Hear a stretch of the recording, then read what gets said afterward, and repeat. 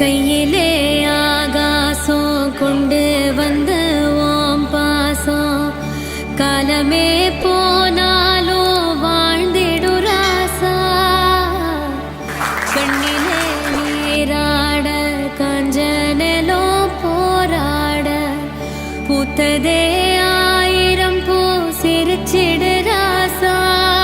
கபில் தேவ், தோனி, அடுத்ததாக இந்த பெண் சிங்கம் தான் இந்தியாவிற்கு உலக கோப்பையை பெற்று கொடுத்தவர்.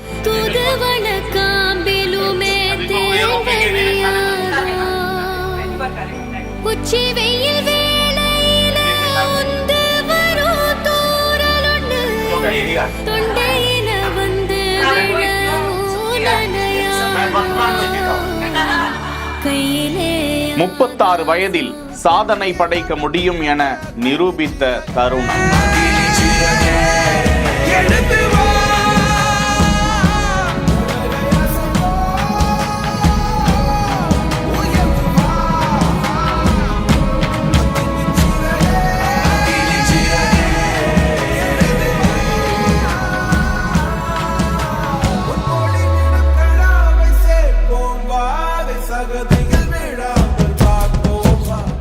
ICC 2025 மகளிர் உலக கோப்பை இறுதிப் போட்டியில் தென்னாப்பிரிக்காவை இந்தியா தோற்கடித்தது. அதனால் மகளிர் உலக கோப்பையை முதல் முறையாக வென்று இந்தியா புதிய சகாப்தம் படைத்திருக்கிறது. தென்னாப்பிரிக்காவை 246 ரன்களுக்கு சுருட்டிய இந்திய மகளிர் கிரிக்கெட்டின் புதிய சாம்பியனாக சாதனை படைத்திருக்கிறது இந்தியா. அதிகபட்சமாக கேப்டன் லாரா சதமடித்து 101 ரன்கள் குவித்தும் தென்னாப்பிரிக்காவால் வெற்றி அடைய முடியவில்லை. ஹர்மன் பிரீத் கவுர் தலைமையில் கோப்பையை வென்று இந்தியா வரலாற்றை மாற்றி போட்டு இருக்கிறது. இதன் வாயிலாக கபில் தேவ் 1983 மற்றும் MS தோனி 2011 ஆகியோருக்கு பிறகு உலக கோப்பையை வென்ற இந்திய கேப்டன் என்ற வரலாற்று சாதனையை இந்திய மகளிர் அணி கேப்டன் ஹர்மன் பிரீத் கவுர் படைத்து கொடுத்திருக்கிறார். இதற்கு முன் கடந்த 2005 உலக கோப்பையை ஆஸ்திரேலிய முன்னாள் கேப்டன் பெலிண்டா கிளார்க் 34 வருடம் 212 நாட்களில் வென்றதே முந்தைய சாதனையாக இருந்திருக்கிறது.